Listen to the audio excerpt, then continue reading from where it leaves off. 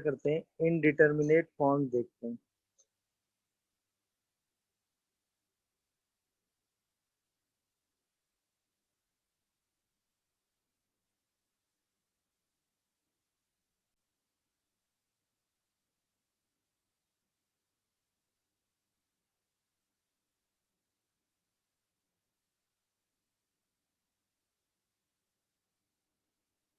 तो टोटल जो हमारे पास इनडिटर्मिनेट फॉर्म्स है वो सात इनडिटर्मिनेट फॉर्म है। समझ में आया ना? टोटल जो हम इनडिटर्मिनेट फॉर्म्स देखते हैं वो 7 टाइप की इनडिटर्मिनेट फॉर्म्स हमें दिखती है। बोलिए। तो पहली जो इनडिटर्मिनेट फॉर्म हमें दिखती है वो क्या दिखती है? Tending to zero upon tending to zero form. ये इनडिटर्मिनेट फॉर्म है, ध्यान रखिएगा। अच्छा, equal to zero upon tending to zero, ये डिटर्मिनेट फॉर्म है। इसकी वैल्यू किसके बराबर होती है? जीरो के। अच्छा, अगर ऊपर वाला फंक्शन इक्वल टू जीरो हो और नीचे वाला फंक्शन क्या हो? भी इक्वल टू जीरो, या ऊपर वाला फंक्शन टेंडिंग टू जीरो और डिनोमिनेटर का फंक्शन इक्वल टू जीरो, तो ये दोनों फॉर्म्स डिफाइन ही नहीं होती। क्यों डिफाइन नहीं होती? मेरी बात समझ में आ रही होगी। Yes sir. क्योंकि डिनोमिनेटर कभी जीरो के बराबर नहीं हो सकता। क्योंकि डिनोमिनेटर कभी जीरो के बराबर नहीं हो सकता। अच्छा, ये जो फॉर्म मैंने जैसे ये जो फॉर्म मैंने बताई ना, जैसे ये क्वेश्चन होता zero plus box of x by x, तो अब ये इनडिटर्मिनेट फॉर्म नहीं है। क्यों नहीं है बताओ?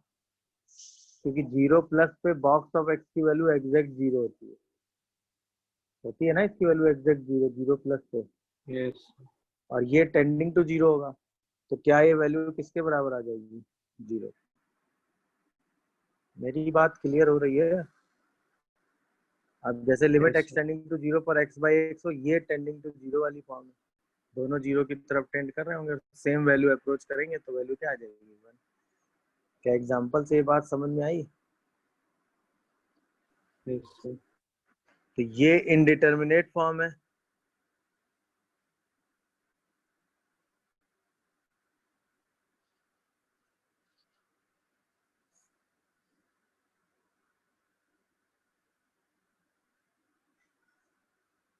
और ये दोनों कैसी फॉर्म है? Not defined. और ये फॉर्म डिटर्मिनेट है, इसकी एग्जैक्ट वैल्यू आप डिफाइन करते हैं। क्या ये मेरी बात सबको क्लिक कर रही है? Yes sir. कहीं कोई कंफ्यूजन आ रहा हो तो आप अपनी बात रख सकते हैं।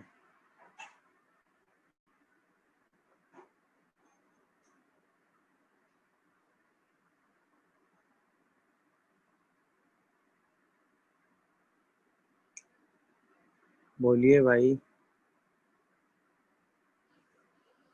चलिए, इसके बाद दूसरी डिटर्मिनेट फॉर्म आप देखते हैं, इनफाइनाइट बाय इनफाइनाइट फॉर्म। समझ में है? अच्छा, अगर इनफाइनाइट में इनफाइनाइट ऐड कर दें तो वो भी डिटर्मिनेट होता है। इनफाइनाइट में इनफाइनाइट मल्टीप्लाई कर दें तो वो भी डिटर्मिनेट होता है। बट अगर इनफाइनाइट में इनफाइनाइट सब्ट्रैक्ट कर दें तो ये भी एक इनडिटर्मिनेट फॉर्म है।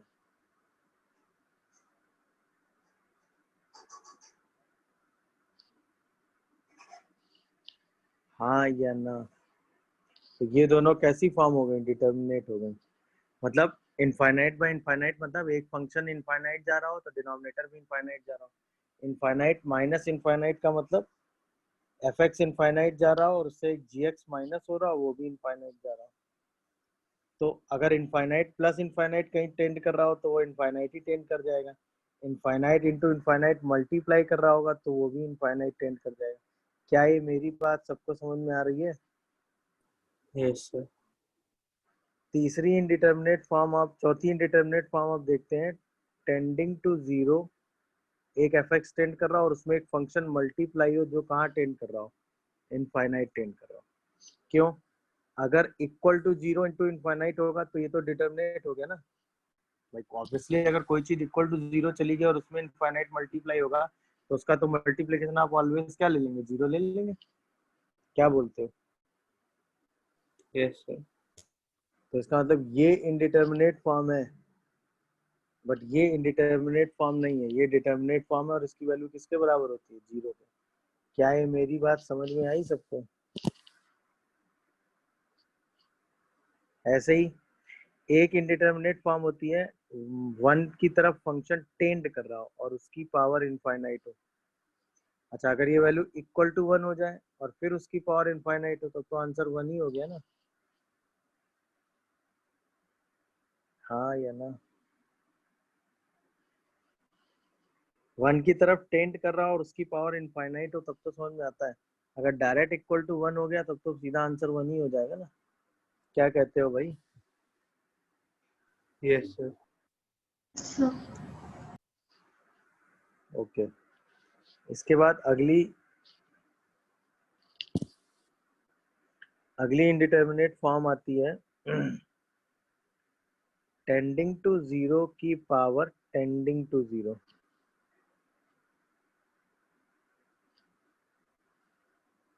आप सोचो, यहीं पे टेंडिंग टू 0 हो और ये इक्वल टू 0 हो जाए तो किसी भी की पावर अगर 0 हो जाती है तो 1 हो जाता है ना? हाँ या ना? Yes, अगर ये sir. चीज इक्वल टू 0 हो जाए तो सीधा 1 हो जाएगा कि नहीं हो जाएगा? Yes, sir. Yes, sir. आप इक्वल टू 0 की पावर टेंडिंग टू 0, 0. हाँ या ना?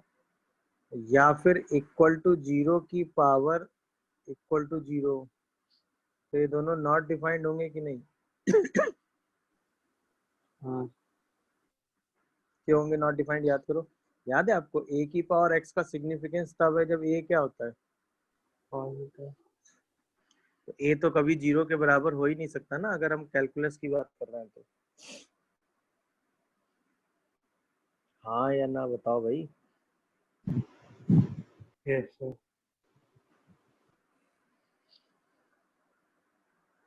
अच्छा, इसके बाद लास्ट फॉर्म आती है, ये इनफाइनाइट जा रहा और उसकी पावर टेंडिंग टू 0 आ रही है, तो ये भी इनडिटर्मिनेट फॉर्म है।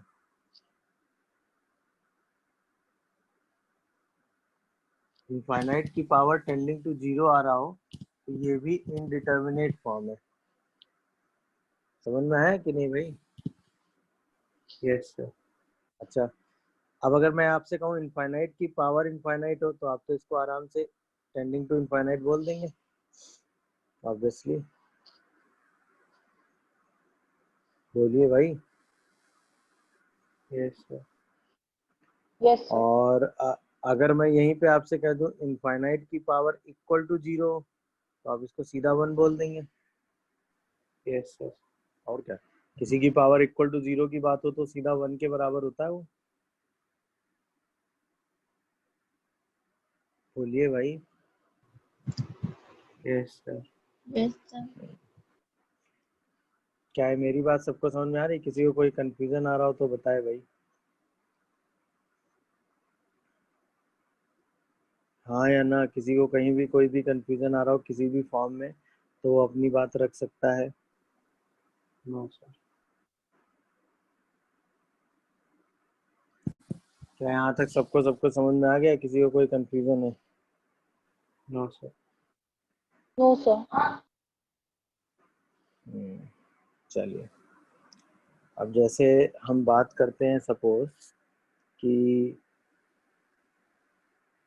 Limit x tending to 0 plus box of x by box of x, बताओ क्या आएगा? Limit x tending to 0 plus x की power box x, limit x tending to infinite x की पावर x,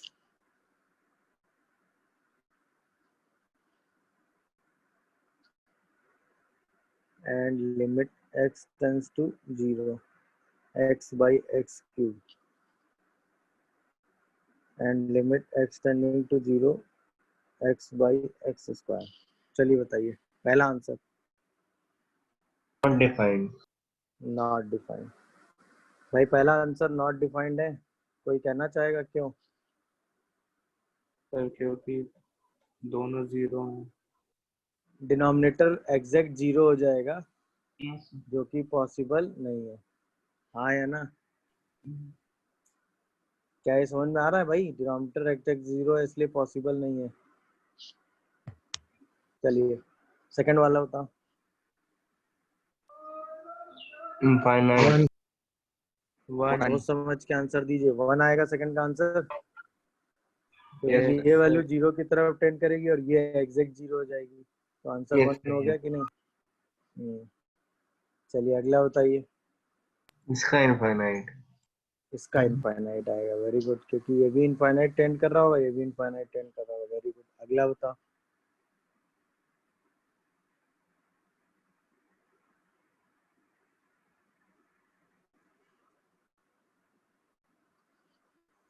क्या अगले को आप ये लिख सकते हो, limit extending to 0 1/x²। Finite तो लेफ्ट हैंड से जाओगे तो भी इनफाइनाइट टेंड करेगा, राइट हैंड से जाओगे तो भी इनफाइनाइट टेंड करेगा। इसका मतलब ये कहाँ टेंड कर रहा होगा इनफाइनाइट? क्या कहते हो भाई? yes, sir. क्या ये बात सबको समझ में आ रही है भाई? कोई ऐसा जिसको डाउट आ रहा है तो बताए। नो सर अगला बताओ। मतलब इस चीज को तो आप तुरंत ग्राफिकली देख सकते हो ना। 1/x² की अगर बात करोगे तो इसका ग्राफ रफली ऐसा ही तो बनेगा। Sir, ये does not exist आएगा लास्ट वाला, यस क्यों? सर क्योंकि लेफ्ट हैंड से नेगेटिव इंफिनिटी आ रहा है और राइट हैंड से लेफ्ट पॉजिटिव। हैंड से टेंड कर रहा है माइनस इनफाइनाइट पे। Very good. राइट हैंड से टेंड कर रहा है लेफ्ट प्लस इनफाइनाइट पे। इसका मतलब डज नॉट एग्जिस्ट। मतलब अगर आप इसका ग्राफिकली एनालिसिस करेंगे तो वो आपने कर रखा है एक बार। लेफ्ट से ये ऐसे जाता है,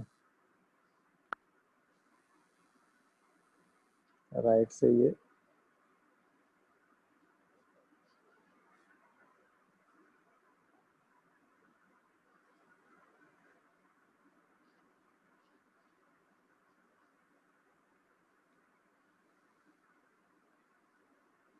लेफ्ट से ये ऐसे आता है और राइट से ये ऐसे आता है। तो लेफ्ट से राइट। क्या है, सारे एनालिसिस समझ में आ रहे हैं सबको? किसी को कोई कंफ्यूजन है तो अपनी बात बताएं। No, sir. समझ में आया ना कौन सी फॉर्म डिटर्मिनेट होती है? तो टोटल कितनी इनडिटर्मिनेट फॉर्म होती है? 7 लिखी। 1 2 3 4 5 6 7। जब इन 7 में से कोई फॉर्म बनेगी तभी आप उसमें लिमिटिंग वैल्यू कैलकुलेट करते हैं। तो ना तभी हम अभी उसका जो कैलकुलेशन पढ़ेंगे, उसके फॉर्मूले पढ़ेंगे, इन 7 में से किसी एक फॉर्म के लिए पढ़ेंगे और उन्हीं को सॉल्व करेंगे। क्या है, मेरी बात सबको समझ में आती है यहाँ तक? Yes, sir. Yes sir Yes, sir. Yes sir